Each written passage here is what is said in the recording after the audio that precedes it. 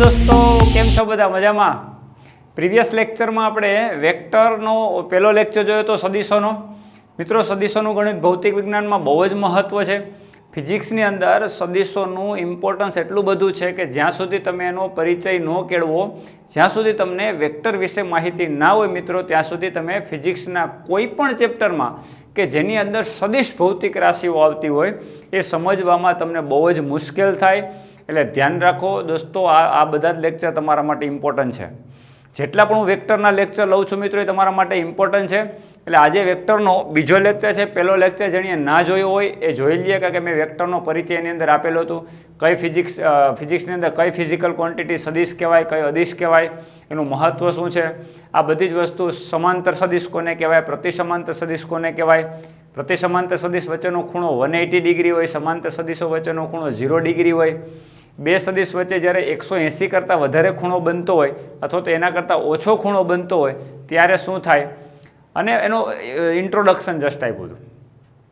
હવે આજના લેક્ચરમાં જ્યારે તમારે વેક્ટરનો જ્યારે બીજો લેક્ચર સમજવાનો હોય દોસ્તો, ત્યારે બહુ મહત્ત્વની વાત કહેવાની કે સદિશ વિશે આવું કંઈક કહી શકાય। ધારો કે કોઈ એક વાહન છે તો વાહનનો વેગ, અથવા તો કોઈ એક વસ્તુ ઉપર લાગતું બળ તો બળનો સદિશ, ધારો કે એફ છે પણ આપણે એ સદિશથી બતાવી દઈએ।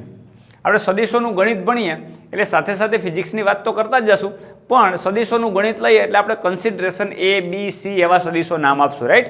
આ સદિશ એ છે અને સદિશ બી, આ બંને વચ્ચે ખૂણો જ્યારે 180 ડિગ્રી બનતો, એટલે દાખલા તરીકે આ એક બ્લોક છે તો બ્લોક એકબીજાની વિરુદ્ધ દિશામાં, તમે દાખલા તરીકે આ દિશામાં 10 ન્યૂટનનું બળ લગાડો અને આ દિશામાં 10 ન્યૂટનનું બળ લગાડો તો મિત્રો શું થશે, કોઈ એક દોરડાથી આ બ્લોકને ખેંચવામાં આવે, એક માણસ આમ 10 ન્યૂટનથી આમ ખેંચે ને એક માણસ આમ વિરુદ્ધ દિશામાં ખેંચે, એટલે તમે કહેશો કે બ્લોક ત્યાંથી હલશે નહીં, સંતુલન અવસ્થામાં છે। શું કામ આવું કહો છો?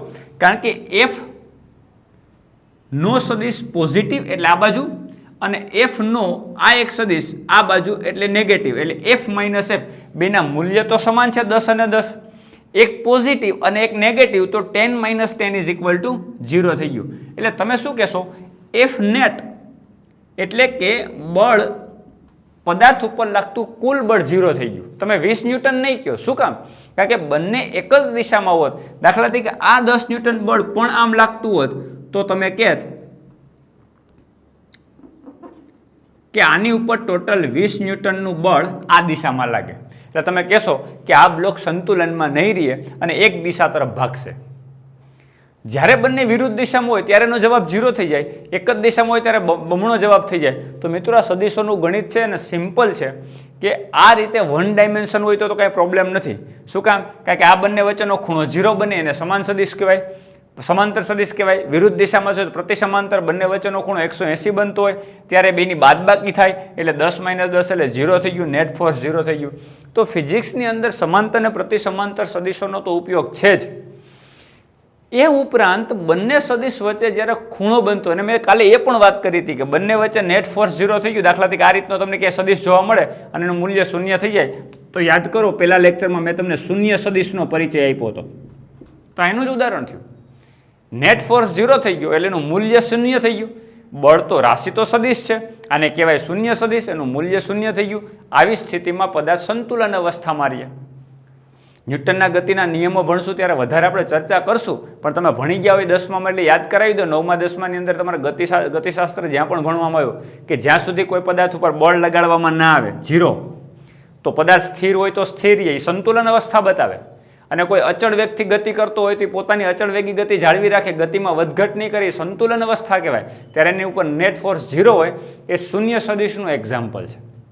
પછી એકમ સદિશ પણ મેં તમને કાલે પરિચય આપ્યો, એકમ સદિશનું મૂલ્ય 1 હોય, ડિરેક્શન બતાવવા માટે, એક્સ અક્ષની દિશા બતાવવા માટે આઈ કેપ, વાય અક્ષની દિશા બતાવવા માટે જે કેપ, ઝેડ અક્ષ તરફ બતાવવા માટે કે કેપ, ઝેડ છે એ બોર્ડના સમતલને લંબને 12 હોય અથવા તો અંદર તરફ હોય, સમતલમાં સદિશ કેવી રીતે દર્શાવાય એ પણ મેં તમને કાલના લેક્ચરમાં સમજાવ્યું। તો આજનો જે આપણો લેક્ચર છે એ શું છે કે દાખલા તરીકે બે સદિશો વચ્ચે ખૂણો 0 કે 180 ડિગ્રી કાંઈ નથી બનતું ને કાંઈક એંગલ બને, એટલે ધારો કે એ અને બી વચ્ચેનો સદિશ છે, આની વચ્ચે ખૂણો θ ડિગ્રી બને છે।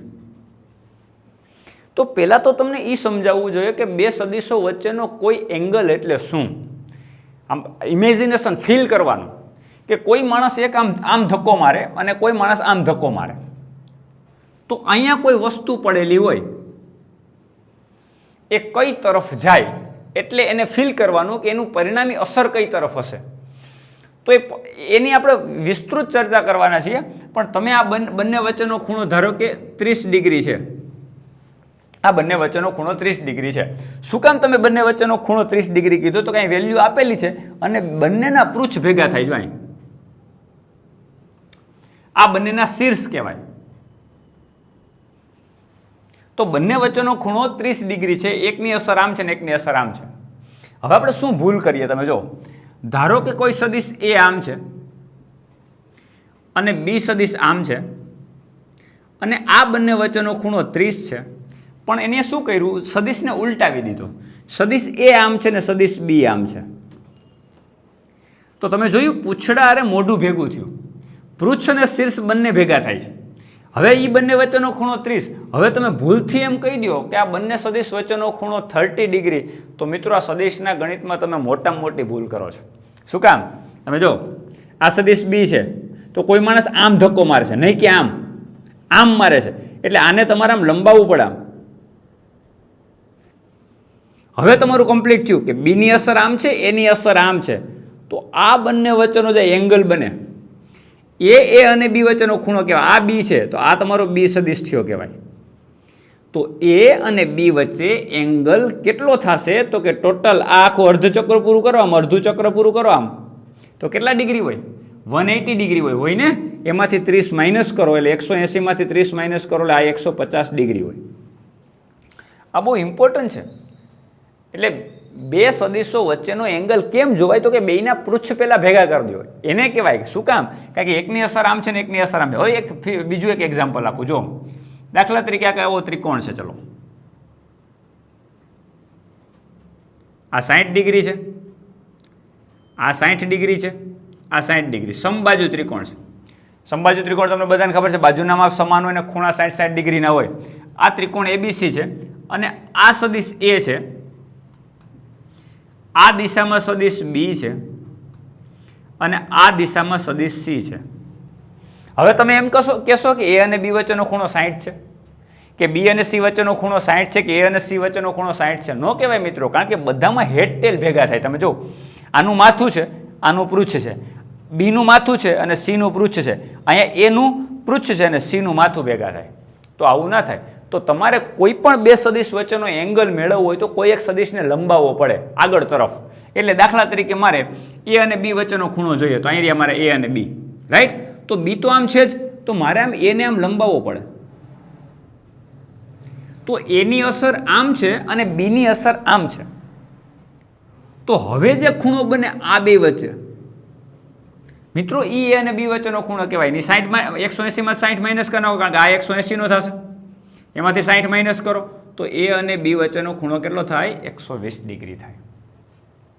સેમ વસ્તુ તમારે એ અને સી વચ્ચેનો ખૂણો જોતો હોય તો સીને આમ લંબાવવો પડે, તો આ જે ખૂણો થાય એ 120 ડિગ્રીનો થાય, તો એ અને સી વચ્ચેનો ખૂણો 120 થાય. બી અને સી વચ્ચેનો ખૂણો મેળવો તો બીને આમ લંબાવવો પડે, તો આ સી થયો તમારો, બી આમ થયો, તો આ ખૂણો જે છે 120 નો થાય. તો આ બી અને સી વચ્ચેનો ખૂણો કહેવાય. એટલે બે સદિશો વચ્ચેનો ખૂણો હંમેશા બે પૃચ્છને ભેગા કરી અને એકની અસર આમ ને એકની અસર આમ ને વચ્ચેનો જે એંગલ બનતો એ તમારા માટે બે સદિશ વચ્ચેનો એંગલ કહેવાય. આ ભૂલ પહેલાં તો કરવાની નથી. ક્લિયર? ઓકે. હવે મિત્રો બે સદિશ વચ્ચે એંગલ બનશે તો એનું રિઝલ્ટ શું મળે ને કેવી રીતે ફાઇન્ડ આઉટ કરવાનું? આખું વેક્ટર ચેપ્ટર જે છે ને ફીલ કરવાનું છે, મગજમાં ઉતારવાનું છે અને સાથે સાથે પ્રેક્ટિકલી વસ્તુ જોતી જવાની છે. અને હું તમને સમજાવતો જાય અને એની ઉપયોગિતા તમને સમજાવતો જાય. મિત્રો ધારો કે કોઈ એક સદિશ આમ છે, ચલો એ, અને એક બી સદિશ આમ છે અને બંને વચ્ચેનો ખૂણો થીટા છે. હાલો ક્લિયર? આ તો એકદમ કટ એન્ડ ક્લિયર છે. એ સદિશ આમ ને બીની અસર આમ, બે વચ્ચેનો ખૂણો થીટા છે, બે વચ્ચે પૃચ્છ વચ્ચે ખૂણો એંગલ થીટા બને છે, રાઈટ? તો કહેવાનો મતલબ છે કે એક વ્યક્તિ આમ કાંઈક બળથી ખેંચતો હોય ને એક વ્યક્તિ કાંઈક આમ ધક્કો મારતો હોય, તો આ વસ્તુ અહીંયા જે પડેલી વસ્તુ છે આ એ કઈ બાજુ જશે? તો તમે એમ કહેશો કે આમ જશે? નહીં. તમે એમ કહેશો કે આમ જશે? નહીં. એનું રિઝલ્ટ કઈ બાજુ હશે? એટલે કે નેટ સદિશ બેયને બળ લાગવાથી પરિણામી બળ કઈ તરફ મળશે? મિત્રો ધારો કે હું બેયનું પરિણામ, ધારો કે હું આર કહી દઉં, તો મને એ અને બીનો સરવાળો કરવાથી આરની દિશા કઈ મળશે એ શોધવા માટે તમારે બે સદિશનો સરવાળો કરવો પડે. હમણાં જ કહ્યું હતું કે 10 અને 10 એક દિશામાં હોય તો 20 કયો, 10 અને 10 વિરુદ્ધ દિશામાં હોય તો તમે 0 કરી દો, કારણ કે બેનો તમે સરવાળો કરો છો. પણ સરવાળો કેવો કરો છો? સદિશ સરવાળો. કેવો સરવાળો? સદિશ. એટલે મિત્રો તમારે સદિશોનું સરવાળા બાદબાકી શીખવા પડે, સદિશોનું ગણિત શીખવું પડે. બહુ જ ઇમ્પોર્ટન્ટ વાત છે, જો સમજજો. સદિશોના સરવાળા બાદબાકી એટલે શું? તો કે પરિણામી સદિશ આર કહું તો મને a પ્લસ બી ની દિશા મળશે. અને કઈ તરફ છે? એ અને બી નું નેટ રિઝલ્ટ મેં આર કહી દીધું, તો આરની દિશા મને કઈ તરફ મળશે એના માટેનું બહુ સરસ ગણિત છે મિત્રો. કઈ રીતે સરવાળો કરવાનો? સિમ્પલ સમજો. તમારે શું કરવાનું છે?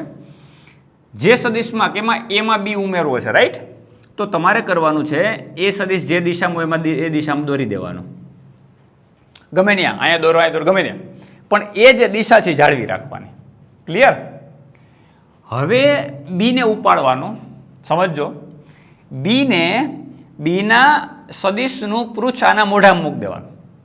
સમજો, સદિશ બીનું પૃચ્છ એટલે આ પૃચ્છ એ આના મોઢામાં મૂકી દેવાનું, પણ એની દિશા બદલવી ના જોઈએ. બી આમ છે એટલે આમ જ દોરવાનો છે, આને સમાંતર જ દોરવાનો, પણ એને આમ મૂકી દેવાનો. આમ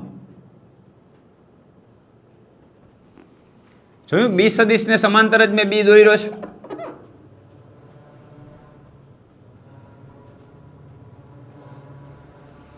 ક્લિયર?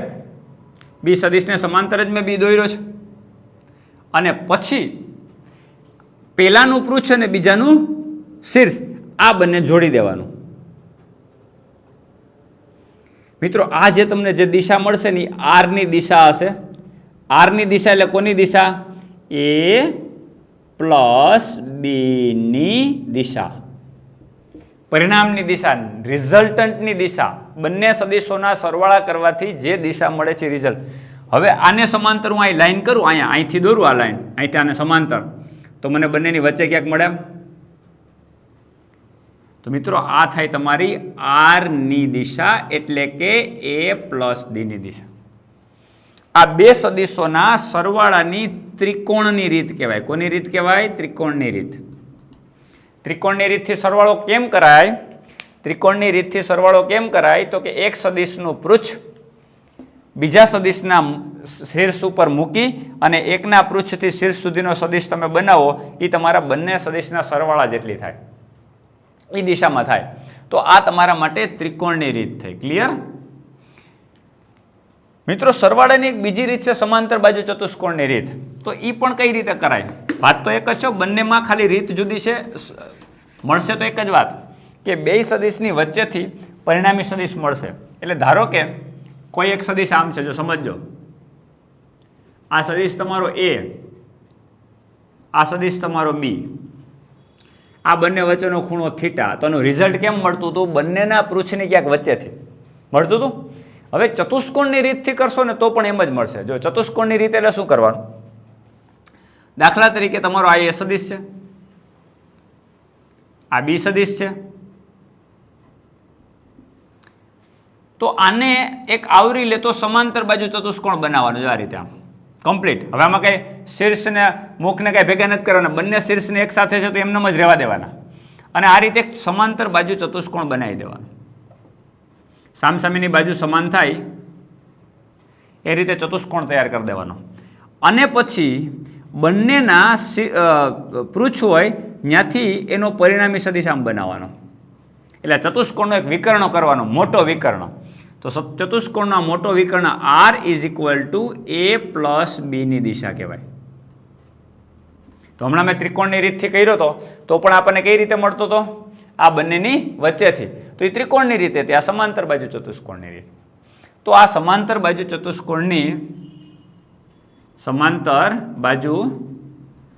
ચતુષ્કોણની સદિશના સરવાળાની રીત કહેવાય. બે સદીશોના સરવાળાની દિશા તમારે મેળવવી હોય તો તમારે શું કરવું પડે? બંને સદીશોના પૃચ્છમાંથી પરિણામી સદીશ કાઢવાનો થાય, પણ પેલા ચતુષ્કોણ બનાવી દેવાનો, અને એનો મોટો વિકર્ણ હોય તમારી પરિણામી સદીશ એટલે કે એ અને બીની સરવાળાની દિશા થશે. ક્લિયર? ઓકે, તો હવે આપણને ખબર પડી ગઈ કે બંને સદીશોનું નેટ ક્યાંક વચ્ચેથી મળે. આ ફીલ થાય તમને? આવું ફીલ કાંઈ થાય છે તમને? પ્રેક્ટિકલી કાંઈ મગજમાં આવે છે આવું કાંઈ? મિત્રો, જે લોકો તરતા હોય ને એને ખ્યાલ હોય, અથવા તો પક્ષી ઉડતું હોય તો તમને એ પણ ખબર હોય કે જ્યારે તમે તરો ત્યારે તમે જો તરતા હોય ત્યારે તમે આમ હાથ કરો, આમ રાઈટ. જ્યારે તરો ત્યારે તમે આમ હાથ કરો એટલે બે બળની દિશા તમારી બે વચ્ચે ખૂણો બને કાંઈક. તમે પાછળની તરફ બળ લગાડો પણ બંને બળ વચ્ચે શું બને છે? એંગલ. તો બંને બળ વચ્ચે એંગલ બનતો હોય આમ, આ F1 છે અને આ F2 છે, તો એનું નેટ કઈ તરફ મળશે? બંનેની વચ્ચેથી. આ તમારું નેટ ફોર્સ થયું. તો બે બળ વચ્ચે તમે એંગલ બનાવો આમ, તો એનું નેટ ફોર્સ વચ્ચેથી. તો સ્વાભાવિક છે કે તરવૈયા જ્યારે આમ કરે ત્યારે આમ સીધા જતા હોય, ક્રોસ ના ભાગે. તો બંને બળી આ રીતે લગાડે છે અને પાછળની તરફ લગાડે છે, પણ બંને વચ્ચેનો એંગલ થીટા કેટલો બને છે? સોરી, બંને બળ વચ્ચેનો ખૂણો કંઈક થીટા બનતો હોય તો એનું નેટ રિઝલ્ટન્ટ વચ્ચેથી મળતું હોય. વચ્ચેથી મળે એટલે સીધો જશે. હા, એ સ્વાભાવિક છે કે પાછળની તરફ ધક્કો મારે એટલે આગળ જશે. શું કામ? એ તો આઘાત અને પ્રત્યાઘાતનો નિયમ છે, ન્યૂટનનો ગતિનો ત્રીજો નિયમ, કે તમે આમ બળ લગાડશો તો તમે આગળ જશો. પણ જ્યારે તમે બંને બળ વચ્ચે એંગલ બનાવો છો એટલે નેટ વચ્ચેથી મળે એટલે તમારી દિશા, વેગની દિશા કઈ તરફ થાય? બરોબર વચ્ચે. એટલે આ તમારા માટે રિઝલ્ટન્ટ સદીશ છે. એટલે F1 આમ હોય ને F2 વચ્ચે ખૂણો બનતો હોય તો તમારો પરિણામી સદીશ F આમ થાય. મિત્રો, આ વાત ખ્યાલ આવી ગઈ? ઓકે, એટલે આ થયો સદીશોનો સરવાળો. હવે સદીશની બાદબાકી કેમ કરવી? બે સદીશની બાદબાકી કેમ કરવી અને એની દિશા કેમ મેળવવી? ધારો કે આ તમારો સદીશ A છે અને આ સદીશ B છે, બંને વચ્ચેનો ખૂણો થીટા છે. તો હવે એની બાદબાકી શું કેમ કરવી અને એની જરૂરિયાત શું છે એ તો હમણાં તમને ફિઝિક્સમાંની કઈ રીતે જરૂરિયાત છે બધી જ વસ્તુ જેમ બળની સંદર્ભમાં સમજાવું, વેગ પ્રવેગના સંદર્ભમાં પણ સમજાવીશ. એ અને બી વચ્ચેનો ખૂણો કેટલો છે? થીટા. હવે મારે એ માંથી બી માઇનસ કરવો એટલે મારે એ માઇનસ બીની દિશા મેળવવી. આ મારો ગોલ છે, એ માઇનસ બીની દિશા મેળવવી. વાસ્તવમાં મિત્રો શું છે? એમાં બી ઉમેરવો કે એમાં માઇનસ બી ઉમેરવો? માઇનસ બી. આ સરવાળો જ છે એક પ્રકારનો. તમે જો એ પ્લસ માઇનસ બી કહી શકાય. એ પ્લસ બી ને આમ લખી શકાય, એ પ્લસ માઇનસ બી. હા, તો તમારે એમાં હવે બી નથી ઉમેરવાનો. શું ઉમેરવાનું? માઇનસ બી ઉમેરી દો તમે તો એ તમને એ માઇનસ બીની દિશા કહેશે, રાઈટ? તો નિયમ તો ત્રિકોણનો જ વાપરવાનો છે. એમાં શું ઉમેરવાનું? માઇનસ બી. ઓકે, પહેલા એ દોર દઈએ. ચલો, એને સમાંતર એક સદીશ બનાવ્યો આપણા એ. આ એને સમાંતર સદીશ બનાવ્યો. હવે એમાં બી નથી ઉમેરવાનો, માઇનસ બી ઉમેરવાનો. એટલે બી આમ હોય તો માઇનસ બી આમ કહેવાય, એની વિરુદ્ધ આ માઇનસ બી કહેવાય. એટલે માઇનસ બી ની દિશા આમ છે. હવે આમાં ઉમેરવાનો છે એટલે રીત તો ત્રિકોણની જ વાપરવાની છે. ત્રિકોણની રીત શું કે છે કે જે સદીશને તમારે ઉમેરવો હોય એનું પૃચ્છ ઓના મોઢામાં મૂકી દેવાનું. ઓકે, કયો સદીશ ઉમેરવો? માઇનસ બી. આ દિશામાં સદીશ, રાઈટ? આના મોઢામાં મૂકી દેવાનો, આ દિશામાં. આ થઈ ગયો તમારો માઇનસ બી. ક્લિયર? હવે આના પૃચ્છથી આના શીર્ષ સુધીનો તમે આમ સદીશ દોરો આમ, તો આ તમારા માટે એ પ્લસ બી નહીં પણ એ માઇનસ બી ની દિશા થશે. તો મિત્રો, હમણાં સમાંતર બાજુ ચતુષ્કોણની રીત કરતા હતા, યાદ છે તમને? હમણાં સમાંતર બાજુ ચતુષ્કોણની રીત કઈ રીતે? એ અને આ બી, તો આનો ચતુષ્કોણ બનાવ્યો હતો આમ, તો આ તમારો એ પ્લસ બી મળતો હતો, રાઈટ? તો તમે જોયું, આ તમારો એ માઇનસ બી થઈ ગયો. એટલે ચતુષ્કોણનો મોટો વિકર્ણ હોય એ તમારો એ પ્લસ બી થાય, અને જે નાનો વિકર્ણની દિશા થાય નાના વિકર્ણની દિશા થઈ ગયો. આ તમારો ચતુષ્કોણ થઈ ગયો તમારો. જો તો નાનો વિકર્ણ થઈ ગયો એ કઈ કોની દિશા થઈ ગઈ? એ માઇનસ બી ની દિશા થઈ ગઈ. તો સમાંતર બાજુ ચતુષ્કોણની રીતથી પણ તમે બનાવી શકો, પણ ત્રિકોણની રીતથી પણ મેળવી શકો. પણ આ થઈ બે સદીશની બાદબાકી. એટલે બે સદિશની બાદબાકી કેમ કરાય? તો કે જે સદિશમાં જે સદિશ ઉમેરવો છે એને પહેલાં તો ઊંધો કરી દેવાનો, એટલે એમાં બી નથી ઉમેરવાનો, એમાં માઇનસ બી ઉમેરવો, એટલે બી આમ છે માઇનસ બી આમ થશે. હવે આ બેમાં આ બેને ઉમેરવું હોય તો તમે શું કરો? પરિણામી સદિશ કેમ મેળવો? ચલો હમણાં જ મેં તમને કીધું કે પરિણામ કેમ મળે, તો કે આ બે સદિશ છે, એક આ છે ને એક આ છે, એનું પરિણામ વચ્ચેથી મળે. તો તમારો જો આ માઇનસ બી આનું પરિણામ તમે કેમ બનાવો? વચ્ચેથી આમ મળે. આવી ગયો આ એ માઇનસ બીની દિશા. ક્લિયર જ છે? આ તમારો એ છે ને આ માઇનસ બી, એનું પરિણામ એટલે એ માઇનસ બીની દિશા. તો બેયના પૃચ્છામ ભેગા થાય તો વચ્ચેથી તમે સદિશ દોર્યો તો આ કોની દિશા હોય? એ માઇનસ બીની દિશા હોય કે ના હોય? રાઈટ? તો અમે મેળવી છે જો ત્રિકોણની રીતથી, આ કઈ દિશામાં છે? એ માઇનસ બીની દિશા. તો આ થઈ ગઈ બે સદિશોનો સરવાળો અને આ થઈ ગયો બે સદિશોની બાદબાકી. તો બે સદિશોની બાદબાકી આ રીતે કહેવાય. મિત્રો આ જરૂર શું કામ પડી? આવું કરવાની જરૂર શું કામ? કારણ કે બે સદિશ વચ્ચે જ્યારે એંગલ બનતો હોય ત્યારે બંને સદિશોનો સરવાળો તમે સીધો કરી શકો નહીં કે એકનું મૂલ્ય 10 છે ને એકનું 20 છે તો 10 + 20 એટલે 30. આવું ન થઈ શકે. અને બાદબાકી પણ ના કરી શકો સીધી કે 10 - 30 એટલે -20 અથવા તો 30 - 10 એટલે 20. આવું પણ ના કરી શકો કારણ કે બંને એકબીજાની વિરુદ્ધ નથી. એટલે જ્યારે સદિશ સમાંતર કે પ્રતિસમાંતર ના હોય એટલે કે બંને વચ્ચેનો ખૂણો 0 કે 180 ના હોય ત્યારે મિત્રો તમારે સદિશોના સરવાળા અને બાદબાકીની આવી ચોક્કસ રીતનો ઉપયોગ કરવો પડે. હવે આપણે હજી આગળ જોઈએ ને અમુક એક્ઝામ્પલ સાથે આપણે સમજવાનો પ્રયત્ન કરીએ. દોસ્તો હવે તમને આ બંને સદિશોના સરવાળા અને બાદબાકીનો ઉપયોગ કેવી રીતે થાય સમજાવું. તમે જો દાખલા તરીકે કોઈ એક ઘડિયાળના કાંટાની ચલો વાત કરીએ.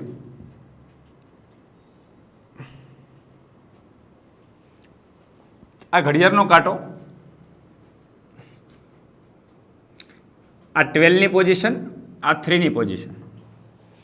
ઘડિયાળનો કાંટો આ રીતે ક્લોકવાઇઝ ભ્રમણ કરે છે અને આનો છેલ્લો બિંદુ, આ છેલ્લો પોઈન્ટ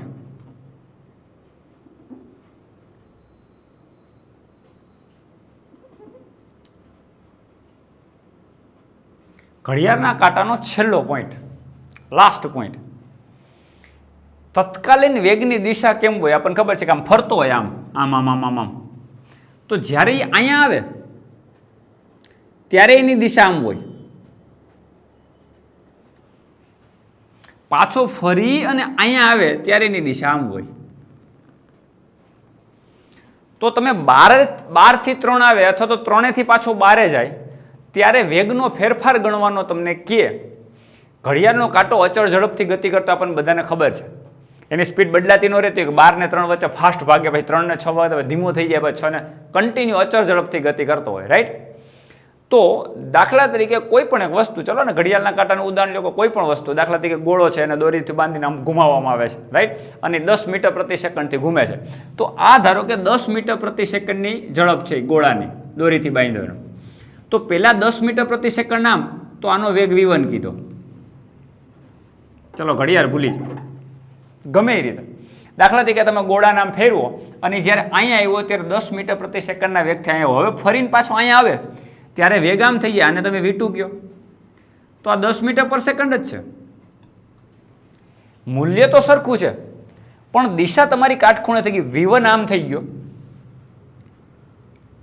v1 આમ હતો અને v2 તમારો આમ થઈ ગયો અમુક સમય પછી. રાઈટ? આ પણ 10 મીટર પર સેકન્ડ અને આ પણ તમારો 10 મીટર પર સેકન્ડ. હવે તમને એમ કહે કે આ બંને વેગનું પરિણામ મેળવો, નેટ પરિણામી વેગ મેળવો, તો તમે શું કરશો? બેયનો સરવાળો. પણ તમને એમ કે વેગમાં ફેરફાર કેટલો થયો, તો તમે વેગના ફેરફારનો સદિશ તમે કેમ મેળવો? Delta v = v2 - v1. સદિશ રાશિ છે ને દર્શાવવા માટે ઉપર એરો મારવો પડે, v2 - v1 કરવું પડે. એટલે તમે અહીંયા બે સદિશની બાદબાકી કરી. હવે તમે એમ તો નહીં કરી શકો ને 10 - 10 એટલે 0. આવું ક્યારે થાય? જ્યારે બંને સદિશ એકબીજાની વિરુદ્ધ હોય. આ 10 હોય ને આ 10 હોય તો +10 ને -10 આ બેનો સરવાળો કરો, 0 થઈ જાય, નેટ 0 થઈ જાય. બાદબાકી કરો તો -10 - 10 = -20 થઈ ગયું. શું કામ? કારણ કે બંને એકબીજાની વિરુદ્ધ છે. પણ જ્યારે બંને વચ્ચે કંઈક એંગલ બનતો હોય ત્યારે ત્યાં સદિશનું સ્વરૂપ લખવું પડે v2 - v1. તો ડેલ્ટા v = તમે જ્યારે v2 - v1 લખો તો v2 - v1 ની દિશા કેમ થશે? તો તમારે સદિશોના સરવાળા બાદબાકીનો ઉપયોગ કરવો પડે. જો આપણે v2 - v1 ની દિશા મેળવીએ, v2 કેમ? આ દિશામાં, આ v2. V1 કેમ છે? આમ છે. પણ આપણે શું કરવાનું છે? V2 માં પ્લસ માઇનસ V1 એડ કરવાનો છે. આ V2 માઇનસ V1 જ થઈ ગયું. V2 માં V1 ને ઊંધો કરીને ઉમેરવાનો છે. તો ઊંધો કરો, V1 આમ છે એને બદલે ઉલટો કરી દઈએ. તો V1 અત્યારે આમ છે ને ઉલટો કરો તો આમ થશે. અત્યારે જમણી બાજુ છે ને ડાબી બાજુ થઈ જશે. પણ આના મોઢામાં મૂકવાનું આમ. આ તમારો V1 થઈ ગયો, સોરી માઇનસ V1. હવે V2 માં માઇનસ V1 ઉમેરવાનો એટલે આના પૃષ્ઠથી આના શીર્ષ સુધીનો આમ એંગલ બનાવવાનો. તો આ તમારી દિશા V2 માઇનસ V1 ની દિશા થાય. તો હવે તમારા ડેલ્ટા V ની દિશા એટલે કે V2 માઇનસ V1 ની દિશા કઈ તરફ થશે મિત્રો? આમ. આમ એટલે આ દિશામાં. તો તમારો જો V2 આમ હોય, V1 આમ હોય, તો ડેલ્ટા V ની દિશા એટલે પેલા કોઈ વાહન ગતિ કરીને અથવા તો કોઈ એક પથ્થર છે એ ઘૂમતો ઘૂમતો અહીંયા હોય આ પોઝિશનમાં, પછી આ પોઝિશનમાં આવે, બંને વચ્ચેનો ખૂણો 90 ડિગ્રી બને, બંનેનું મૂલ્ય સમાન છે. તો જ્યારે તમારો પથ્થર છે ફરી નીચે આવે તો બંને પહેલાં આમ હતો અને પછી આમ થયો, તો વેગમાં થતો ફેરફાર આ દિશામાં મળે. આ તમારો V1, પછી આ V2, એટલે આપણે V2 માં માઇનસ V1 ઉમેરવાનો. V2 તમારો નીચે છે એટલે પહેલાં મેં નીચે V2 બતાવી દીધો, અહીં રહ્યો. એમાં માઇનસ V1 ઉમેરો, V1 પહેલાં આમ હતો એને એટલે માઇનસ V1 ઊંધો કરી દેવાનો, ઊંધો કરી દીધો.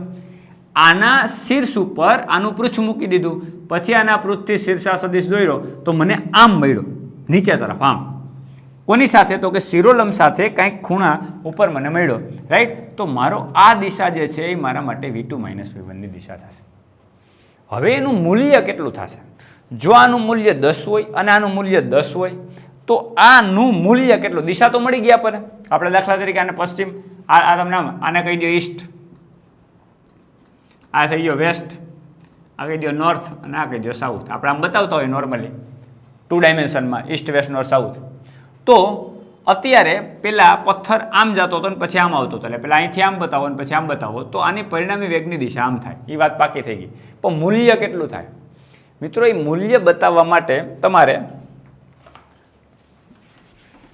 ઘટકોમાં વિભાજિત કરવો પડે સદિશને. કઈ રીતે? તમે જો દાખલા તરીકે તમારો કોઈ એક સદિશ છે,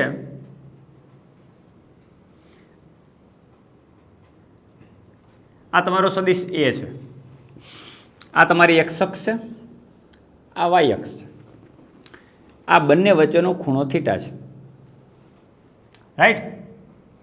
તો તમને કાટકોણ ત્રિકોણનો નિયમ સારી રીતે આવડે છે. એટલે આ A સદિશ હોય એટલે આનું કંઈક મૂલ્ય હોય, એટલે આ તમારો x દિશામાં કોઈ હોય, એક y દિશામાં હોય, તો A સદિશના 2 કટકા થયા, વિભાજન થાય 2 વિભાગમાં. કઈ?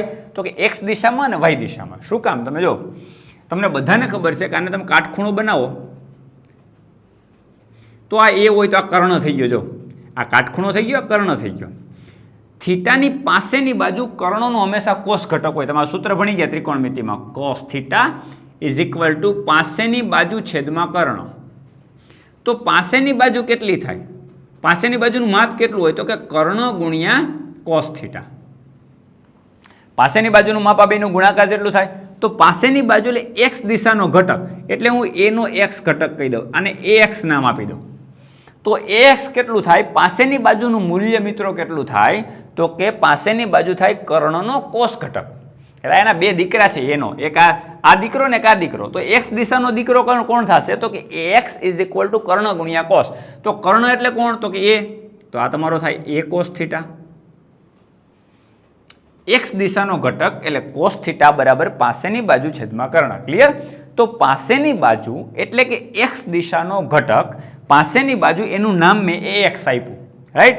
તો ax ઇઝ ઇક્વલ ટુ કર્ણ ગુણ્યા કોસ થાય. તો કર્ણનું મૂલ્ય એટલે a નું મૂલ્ય અને ગુણ્યા કોસ થીટા થાય. તો સ્વાભાવિક છે કે આ બીજો દીકરો એટલે કે y દિશાનો, આ દિશાનો જે ઘટક હોય એને હું ay કહી દઉં તો આ કેટલો હોય? a sin થીટા હોય. સ્વાભાવિક છે. તમે લખશો કે sin થીટા બરાબર સામેની બાજુ છેદમાં કર્ણ, આવું લખો ને, આમ લખો તો સામેની બાજુ કેટલી થાય? કર્ણ ગુણ્યા sin થીટા. તો કર્ણ કેટલો? a અને આ sin થાય જો આની સામેની બાજુ લા. તો y અક્ષની દિશામાં કયો ઘટક આવે? એ સાઇન થીટા. તો બે ઘટક થયા એના, એ કોસ થીટા અને એ સાઇન થીટા. ક્લિયર? તો આનો મતલબ શું થયો કે એક્સ અને એ વાયનો વર્ગ કરીને સરવાળો કરો. તમે જો A x square plus A Y square is equal to, ચાલો આનો વર્ગ કરી દે, આનો વર્ગ કરી દે, તો A square sine square theta plus A square cos square theta થાય. તો એ સ્ક્વેર કોમન નીકળે તો sine square theta plus cos square theta એટલે થાય તમારું A x square plus A Y square. તો sine square plus cos square એટલે A square થાય, સોરી 1 થાય. તો તમારો જવાબ આવ્યો finally a x square plus A Y square is equal to A square. આ શું આવ્યું? ફાઇનલી તમને અહીંયા દેખાતું નહીં હોય તો અહીંયા બતાવું તમને. A x square plus A Y square is equal to A square. કારણ કે આની વેલ્યુ 1 થઈ ગઈ. તો એનું મૂલ્ય કેટલું થાય? એ બરાબર કેટલો થાય? તો under root A x square plus A Y square. એની કિંમત કેટલી થાય? તો કે એક્સ સ્ક્વેર પ્લસ એ વાય સ્ક્વેર. તો મિત્રો તમને ખબર પડી કે એક્સ દિશાનો કોઈ સદિશ હોય અને વાય દિશાનો કોઈ સદિશ હોય, બે વચ્ચેનો ખૂણો 90 ડિગ્રી હોય, તો પરિણામ જે વચ્ચેથી મળે આનું મૂલ્ય કેટલું હોય? તો કે બે સદિશના વર્ગનો શું થાય? સરવાળો કરી અને વર્ગમૂળમાં. એટલે દાખલા તરીકે ફોર એક્ઝામ્પલ ચલો આ કેટલા સદિશ છે? 10 મીટર. એક આ એ નામનો સદિશ છે, ચલો ને આ એ નામનો સદિશ 10 અને આની વેલ્યુ 10 મીટર છે. આ બી નામનો સદિશ છે, આ એ નામનો સદિશ છે. તો આનો પરિણામી સદિશ વચ્ચે આર મળે. તો આરની વેલ્યુ કેટલી થાય? તો કે R is equal to under root 10નો સ્ક્વેર અને પ્લસ 10નો સ્ક્વેર. શું કામ? કારણ કે બંને સદિશ વચ્ચેનો ખૂણો કેટલો છે? 90 ડિગ્રી. એનો પરિણામી સદિશ વચ્ચેથી મળે અને જ્યારે આ બેનું મૂલ્ય સમાન હોય ને મિત્રો, ત્યારે આ ખૂણો કાંઈ માપવાની જરૂર નથી, 45 ડિગ્રી જ હોય. શું કામ? કારણ કે તમે ખૂણો કેવી રીતે મેળવશો? ધારો કે આ ખૂણો મેળવો હોય, તમે કેમ મેળવો? આ થીટા છે, ચલો તો કેમ મેળવો તમે? તો કે ટેન થીટા બરાબર સામેની બાજુ એટલે એ કેટલું હોય? 10 અને પાસેની બાજુ પણ 10 હોય, તો 10/10 એટલે 1. તો theta is equal two tan inverse 1. એટલે કે થીટાની 1 કિંમત ક્યાં થાય? આ ઇન્વર્સ આપણે બતાવવાની રીત છે કે થીટા તમે બાર છે, આ ટેન અને થીટા નોખો ન થઈ જાય, એટલે થીટાને તમે કરતા બનાવો તો ટેન છેદમાં ન જતો રહે. અને આ રીતે લખાય ટેન ઇનવર્સ 1. તો ટેનની 1 કિંમત કેટલા ડિગ્રીએ થાય? મિત્રો આપણને ખબર છે કે ટેનની 1 કિંમત ક્યાં થાય? 45 ડિગ્રીએ. એટલે theta is equal two 45 degree થાય. તો જ્યારે બે સદિશના મૂલ્ય સમાન હોય તો આ ખૂણો એક્ઝેક્ટ 45નો જ થતો હોય. ઉપરનો ખૂણો પણ 45નો જ હોય. હા, આનું મૂલ્ય 20 હોય ને આનું મૂલ્ય 10 હોય તો ખૂણા નાના મોટા થઈ જાય. તો સ્વાભાવિક છે કે દાખલા તરીકે આ ખૂણો છે, એક્ઝામ્પલ તરીકે તમને સમજાવું કે આ એક એ નામનો સદિશ છે અને આ બી નામનો સદિશ છે. તો આનું મૂલ્ય ધારો કે 30 છે ને આનું મૂલ્ય ધારો કે 10 છે. આ બે વચ્ચેનો ખૂણો કંઈક થીટા છે. તો હવે બંને વચ્ચેનું પરિણામી સદિશ આર કહું તો સ્વાભાવિક છે તમારે સમાંતર બાજુ ચતુષ્કોણ બનાવો. જો આ સમાંતર બાજુ ચતુષ્કોણની રીતથી આપણે કરીએ તો આ જે એંગલ જે છે એ અહીંયા તમે વિકર્ણ તૈયાર કરો. આમ જોયું તમે, આ ખૂણો નાનો થઈ ગયો. હવે તમે એમ ના કહી શકો ઉપલો નીચેનો ખૂણો સમાન છે. શું કામ? કે જે બાજુની વેલ્યુ મોટી હોય એ તરફ ખૂણો નમી જાય. એટલે જેની વેલ્યુ વધુ હોય ને એ તરફનો ખૂણો નાનો થઈ જાય. એટલે પરિણામી સદિશ કઈ બાજુ ઢળતો જાય? જેની વેલ્યુ મોટી હોય. હજી તમે આનો મોટો કરો તો આ એંગલ હજી તમે સમાંતર બાજુ ચતુષ્કોણ બનાવો. જોજો આ એંગલ કરતાં પણ નાનો થશે. જોજો આનો સમાંતર બાજુ ચતુષ્કોણ તૈયાર કરો આમ, તો તમે જો હજી પણ નાનો થયો થીટા. જે બાજુ તમે વેલ્યુ મોટી કરતા જાઓ, જે સદિશની વેલ્યુ મોટી કરતા જાઓ, એ તરફનો પરિણામી સદિશ સાથેનો ખૂણો શું થતો જાય? નાનો થતો જાય.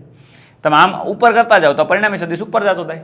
હવે બેયના મૂલ્ય સરખા હોય તો શું થાય? તો ન આ બાજુ ઢળે કે ન આ બાજુ ઢળે, તો બે વખતે થીટા સરખો મળે. તો બે થીટા સરખો ત્યારે જ થાય કે આ કેટલો ડિગ્રી હોય? 45 ડિગ્રી ને આ કેટલો હોય? 45 ડિગ્રી. તો મિત્રો અત્યારે શું આપણે ભણ્યા કે નેટ રિઝલ્ટન્ટ સદિશ કેવી રીતે મેળવવું. તો બેયનો પરિણામી સદિશનું મૂલ્ય કેટલું થાય તો કે બે દિશાના ઘટકના વર્ગ કરીને સરવાળો, એટલે એકની વેલ્યુ 5 છે ને એકની વેલ્યુ 10 છે, તો 10નો વર્ગ વત્તા 5નો વર્ગ રૂટમાં મૂકવાનો. પણ આવું ક્યારે કરી શકાય? જ્યારે બંને વચ્ચેનો ખૂણો 90 ડિગ્રી હોય તો જ. ધારે કે બે સદિશ વચ્ચેનો ખૂણો 30 ડિગ્રી હોય તો તમે ન કરી શકો. આની વેલ્યુ 5 હોય અને આની વેલ્યુ 10 હોય તો તમે આવું ન કરી શકો 10નો સ્ક્વેર પ્લસ 5નો સ્ક્વેર. જ્યારે બંને ઘટકો એકબીજાને કાટખૂણે હોય અને પરિણામી સદિશનું મૂલ્ય મેળવવું હોય ત્યારે પરિણામી સદિશની વેલ્યુ એટલી થાય તો કે બંને સદિશનો વર્ગ કરીને સરવાળો કરવાનો અને પછી વર્ગમૂળમાં મૂકવાનો, આટલી વેલ્યુ થાય. ક્લિયર? આટલી વાત સમજાઈ ગઈ? હજી વેક્ટરના ત્રીજા લેક્ચરની અંદર આપણે વધારે આગળ ભણીશું. આજે આપણે અહીંયા સુધી રહેવા દઈએ. હજી વેક્ટરની બાદબાકી હજી ઘણા બધા પરિણામો મેળવવાના છે. લેક્ચર જેટલા વેક્ટરના લેશો એટલા ઓછા પડશે. એટલે વ્યવસ્થિત રીતે આપણે વેક્ટર સમજવાનું છે તો જ તમને ફિઝિક્સની અંદર વધારે પકડ આવશે. મિત્રો, આમાં જેટલું સમજાય એટલું મેક્સિમમ સમજવાનો પ્રયત્ન કરવાનો અને પછી આપણે એના એક્ઝામ્પલ દાખલાઓ પણ સાથે લેશું એટલે તમારો આઈડિયા વધારે તમને ક્લિયર થશે. તો આજના લેક્ચરમાં અહીં સુધી રાખશું. લેક્ચરની મર્યાદાને ધ્યાનમાં રાખીને નેક્સ્ટ લેક્ચરમાં આપણે આગળ વધશું.